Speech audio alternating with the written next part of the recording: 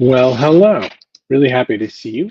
I'm excited. We are going to have a talk today about all kinds of how we get ourselves together for the rest of the year. We're going to talk about ways to check in on the rest of our stuff. We're going to talk about, I don't know, let me bring a co host in and see what she has to say.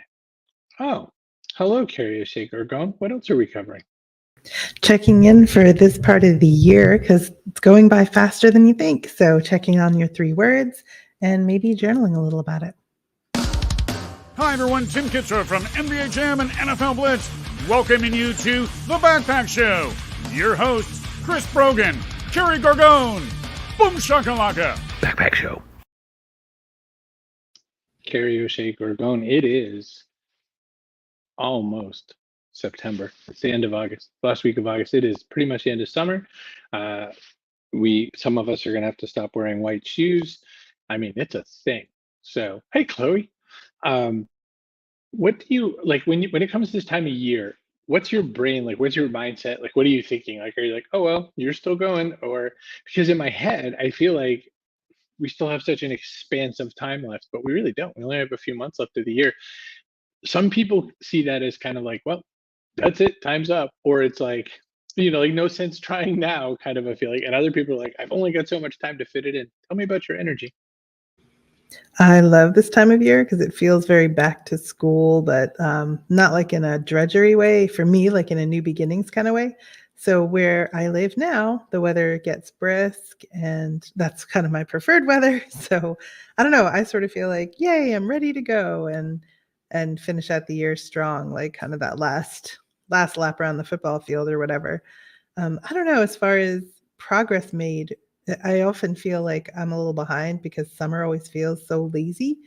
Like it's hard to accomplish sometimes the things you want to get done because between your own vacation and other people's vacations, it's like everything sort of takes about 3 times longer than you think it's gonna. So it's a time of year I often feel behind, but optimistic, I guess.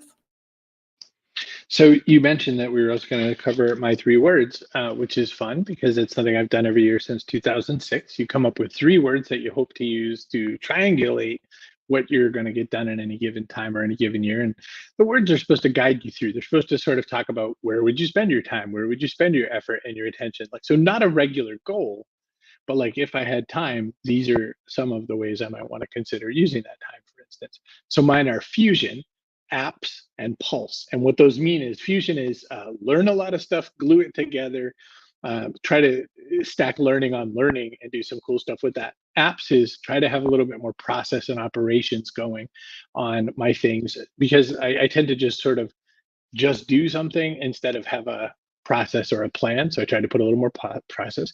Pulse was reflection, self-reflection, trying to be a lot more specific about checking in on things. So this check-in is like my 3 words.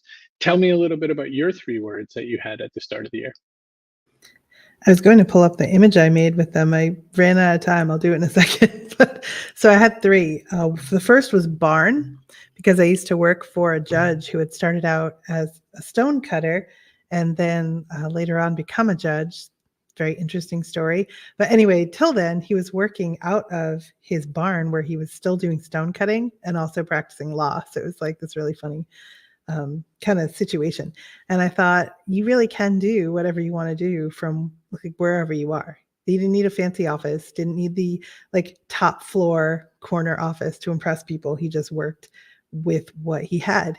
And so I thought, I'll do the same thing. I'll take a look at my life, think about what I would like it to be, and whatever my situation or my, kind of my surroundings are at the moment, I'll make it work. So that's barn.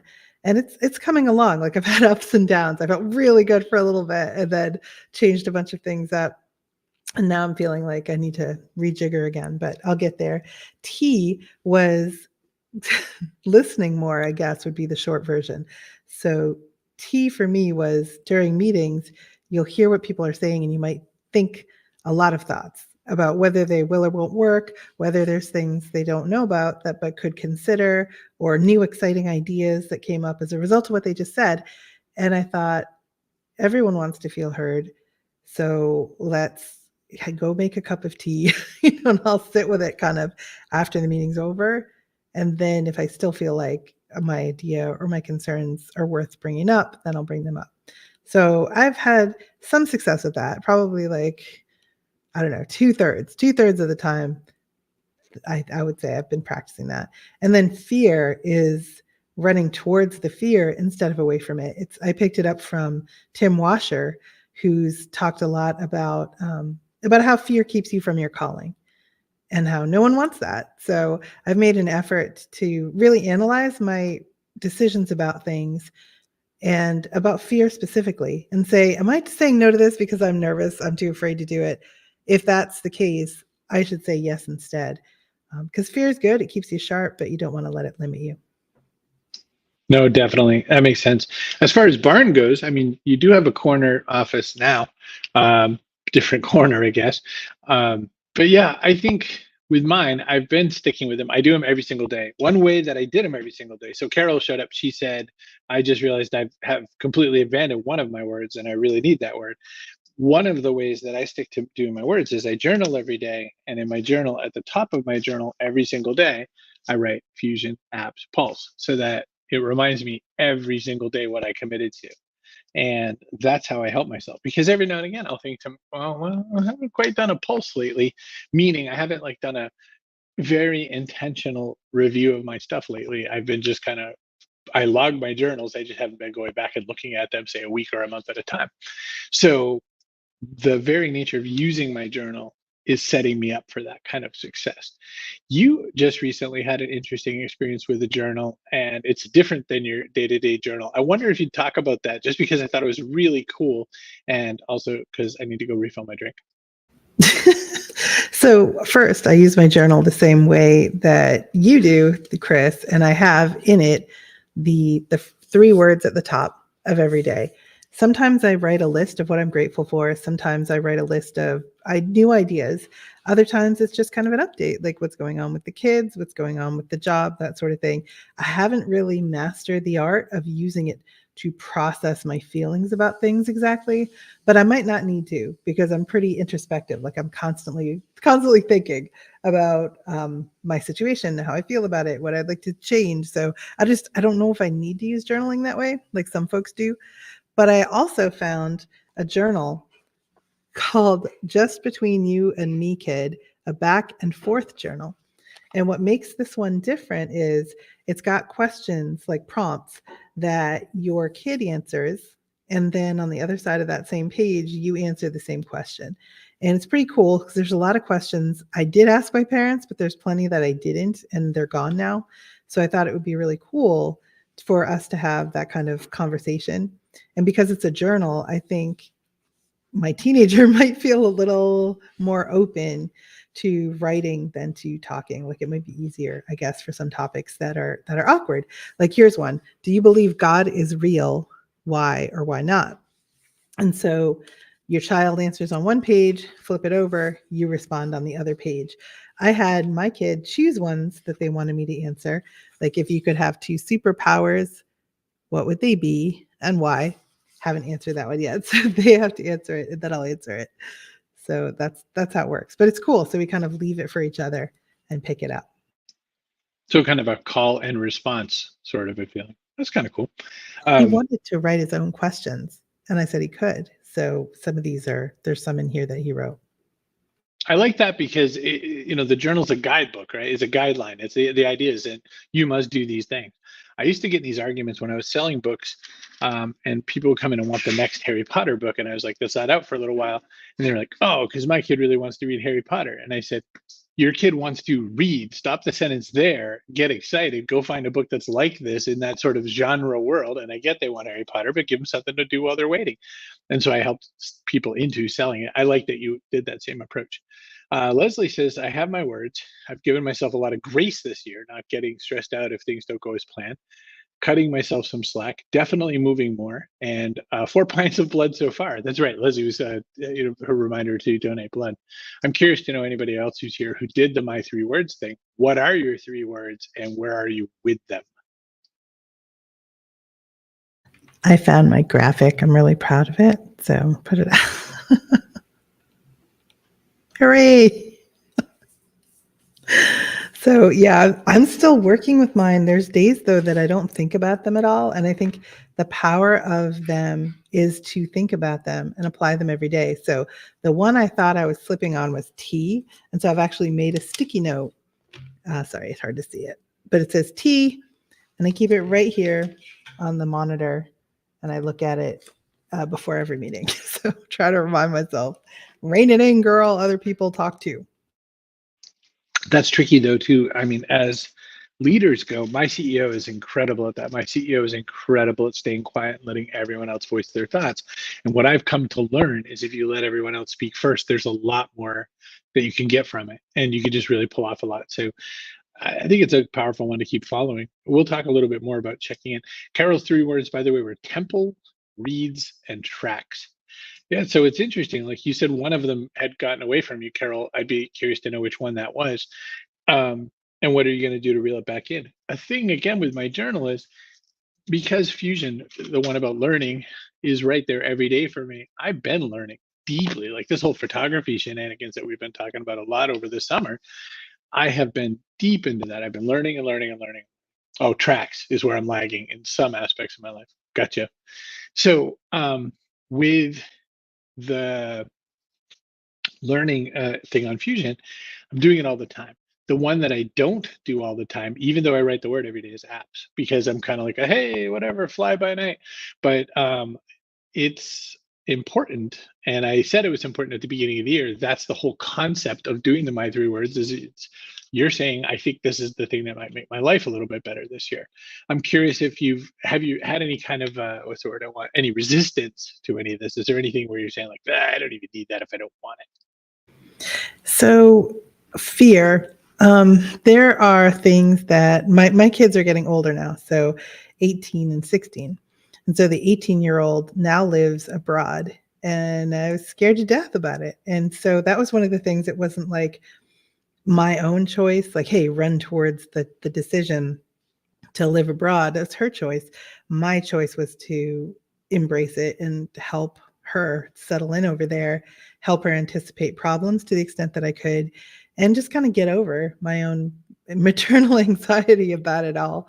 So there's times I've learned to make the 3 words work in a situation that I wasn't thinking about when I wrote them or chose them. I can say, by the way, that, for reminding myself things like apps, it would be useful in certain circumstances, like reminding us that we have a sponsor. Our sponsor is this beautiful company called StreamYard. It's who makes the software that we're using. It's how easy it is to put a show together. You can launch the show solo if you want. If somebody else isn't online, you can just go solo.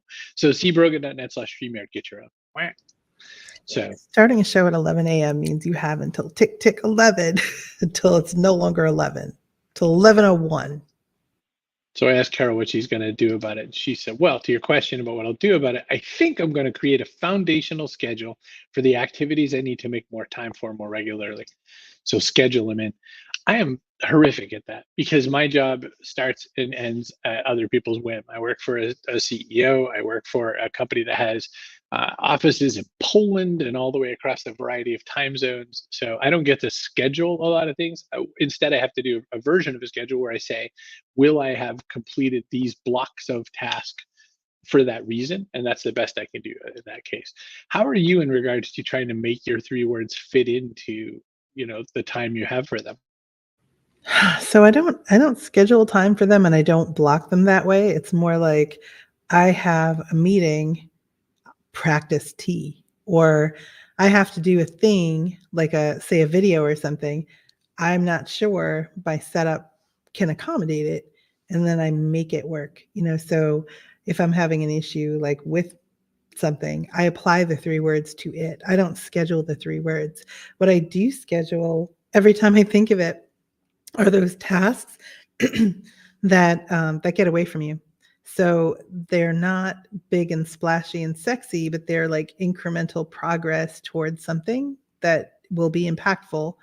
And if I don't schedule them in the calendar, like 9 to 11, I'm going to do this thing, then I don't do it because it's just not there. There are things that seem more urgent, seem more important, or shinier. I don't know. Somebody else is asking about them. If you want to do something, You have to prioritize it for yourself. And if you can't do the whole thing in one sitting, then you have to block off little times for it. So I want to transition a tiny bit into journaling, because one of the things I have come to find is that when I look at my journal and when I reflect, it gives me some of the reasons why I've been doing some of the things with my 3 words. Some of the things, like the fact that I'm doing these pulses where I go back and reflect on things, means that it's impacting some of the rest of what I did. So for instance, I was talking a little bit about some of my things I had been doing with photography, and in the process of it, I said, these are some of the changes I've made. I've learned how to stem that urge for gear. Because, like, once you're in a particular hobby that has a lot of stuff, and there are bazillions of cameras in the world, you have to kind of find a way to not do that. I figured out eBay, so I spend even less money because I sell the stuff that isn't quite right for me. Whereas in the old days, I was like, whoop, guess I bought the wrong thing. So that was something. This is fusion stuff. This is learning stuff. And by the way, learning eBay is useful in general because I just always kind of left it alone. I talked about, I used how much I spent on my camera gear as a thought of, that's still way less than if I took a vacation trip. I did not choose to take a trip this summer. I've been working mostly and accommodating other things. And my gear costs less than a trip, and it will be useful on future trips. So, that's another thing I did. So in this reflection, like, I created little challenges for myself, and through them, improve my learning and all that. So it's been kind of fun that, like, it's been fun using my journal to remind myself, how am I? So that's fusion and pulse in one thing. And because the journal itself is an app, so to speak, I've got it all in one. So I'm living my 3 words every time I make good use of my journal. I don't think that's obviously the same for everybody, but I think it's a way to kind of look at it. Thoughts on that? While you were refilling your drink, I was saying that I don't use my journal the way that you do, and maybe I could, but I'm still kind of, I still do most of my processing internally. I don't need to put it on the page to do it. I kind of need to sit with it, and my mind will do it for me without writing. I think that's not true for everyone. You just have to know yourself. So the way I'm using it is a little bit different than the way you use it, but I still think, yeah, I think what you're saying about the fact that your 3 words, you're kind of living and breathing them every time you journal. I live and breathe them every time I have to do something, make a choice, take a project or decline a project, that kind of thing. So it's similar. It's just for me, the journaling doesn't play as key a role. So a related thought, I'm curious for anybody who's watching too, a related thought, choosing your 3 words can be a little angst generating, because anxiety inducing, because you're like, I'm going to stick with these 3 words for the year. At least that's the goal. How do you feel your words are holding up as choices that you've made now that we're 3/4 of the way through? So I'm still actually not using meaning to use them, but I'm still pulling from past words like wellspring. That was one I had in a previous year that was about replenishing my creative juices. Because sometimes, depending on the kind of job you have, you might pour a lot of your creative energy into your work and then kind of have nothing left for yourself or to give you new ideas or to innovate. So Wellspring's been coming back. Like, I'm reading more books about Tudor history, or I'm reading mystery novels, or I'm, doing research about the local area and what museums are here and like stories of local people. So some of them stay a kind of holdover from previous years. My 3 words for this year, they're holding up, but I don't need them all as much as I did at the beginning of the year. Like barn, making it work. I'm pretty, like, there's areas. My work is better situated than my home right now. My home is a little bit of a mess. But if you live with other people, that's how it goes sometimes. So I'm trying to focus on the areas that are mine when I talk about barn. So that's like sort of handled. Tea I'm working on. And fear, I think there might be a problem with me not challenging myself enough this year because I haven't come up against it a lot, except for my kid moving away. So that tells me something too. It's like I was aspirationally wanting to challenge myself to things that would scare me, and I haven't been doing that, I don't think. Yeah, Annette says simplicity, sale, and share. I still love them, yet I've yet to feel accomplished on simplicity. Progress, but far from mastery. I think that that's always important and good.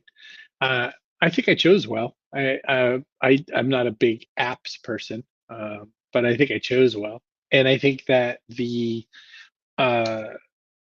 other two I definitely am living. I think it'll be interesting to see what the three words did for me this year are very inward though. It's like, the first one's about go learn, which is outward, I guess. Apps is about execute in a certain way, but they're like very close to shore. Like you could do all these without doing a lot of heavy lifting. I might think about something a little more adventurous for 2025, a little more like get out of my shell for 2025. I don't know. Just a thought. When you have been talking with people, do you ever get the sense that they are sticking to any particular kind of annual planning framework like we are with the three words? Like, or I always just get the sense that everyone's just kind of wandering around and not paying attention to the calendar, but maybe it's because it's just not a topic we bring up. Do you think more people do this than I think do, or no? Nope. I think if they are part of your manchu or your community or the folks that you've kind of learned and grown with over the years, then yes, I think that they are and they do. But when you're talking about just kind of like the great unwashed, like our colleagues at large, that kind of thing, no. And it really is noticeable sometimes because it does seem like some folks are reacting, that they're living their life in just completely reactionary ways. This happened, now I have to do something, as opposed to intentionally building forwards. I do think that that's a hard thing to do. Like a lot of people are still in sort of, I don't know, survival mode or something, or maybe one step above survival, still reactionary. Like fewer, I want to say less, but fewer people are intentionally thinking about what they want their life to look like and trying to progress towards that. So, no, I don't think a lot of people have that level of planning happening. Just my feeling. I really had to exercise a lot of patience in my future planning mindset because I'm sort of working on another universe's schedule now because I work in a corporation and my job is to make that corporation thrive. So it's not like I can set the lofty goals that I might have had in the past, like I'm going to do this thing or I'm going to go to this many events or whatever those things were. Like I have a Lord, I have things I have to do, but a lot of the goals I've set for work specifically have been kind of quality sort of goals. I'm going to do these kinds of things when I have these meetings. I'm going to encourage this sort of experience. I'm going to use my work journal, my digital journal, to always be able to reflect on the person I'm talking to because I'll pull up their notes ahead of time. So if I sit and have a one-on-one with Jocelyn, I bring up every Jocelyn note I've ever taken, and then we look at it that way. So I am definitely not able to sort of set my flag so far as the world at large, but I can certainly plan. And so one of the things I was reading about the way that you can succeed and improve your sanity overall and your mental health overall is a compelling vision of the future. And I think that the more I talk about sort of my compelling vision of the future, maybe my little compound full of tiny houses or something, I think it helps me stay a lot more sane. So that's kind of one way I get after that. Thoughts on that?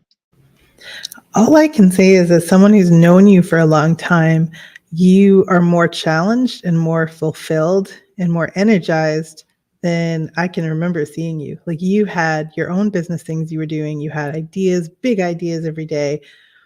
But this is a challenge that grows and changes, and you have to grow and change your approach with it every single day, trying to evolve from a startup or a collection of acquired companies into a functioning enterprise is a long game, and you seem to thrive while playing it.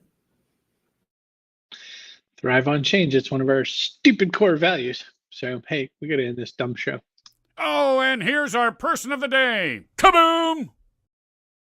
Well, I mean, in my mind, just zooming back up the screen here. Where the hell was that? Oh, there we go. Because Carol's obsessed with Tudor history, she should be our person of the day. That is all that I wanted to talk to you about this. I thought it was kind of fun to talk about. I think it's a great idea. That was your idea to put this particular episode together about reflecting on our three words. I think it's cool. I think we have some more stuff to do. Year's ending, it's coming. And I think looking between now and the end of the year, there's the holidays, there's work trips that are coming up, there's conferences. I mean, these things that you do that necessarily require your attention are going to bridge that gap between now and the end of the year so fast. So if there's something you want to make sure you accomplish by the end of the year, now's the time to retrench and get it done. Make it the focus of your day-to-day, schedule time for it, do whatever you have to do, because otherwise it'll be 2025 and you still won't have done it. Travel wise, I've got, we have the holiday party in Arizona. I'm probably also going to go check in with all our people in the EMEA group in our Warsaw party. And I think I have a trip to Nice in France coming up. Don't you have a work trip and also a personal trip, right? I do. So having my kid over in the UK, I'm going to be making a trip over to the UK to go visit. We're going to go to York. So that will be fun, very historic, big part in the War of the Roses. I'm going to really enjoy exploring that city. Also going over for a work trip to Vienna at some point. So I'll extend that a little bit, bring my kid to me so we can check out Vienna together, which will be fun. She was so funny. She sent me a text and said, "It's okay, we don't live together anymore, but now we explore the world together." It's so funny. Hey, we went to York the other day. I mean, that's just up the street. That's pretty easy. And Vienna, you're going to love. I loved Vienna. I went in June for work to the support group meeting. It was pretty awesome. I'll tell you, my grandmother never went to Vienna. She went on one cruise to Alaska once, but she did like those little Vienna sausages, only she had a really weird way of eating them.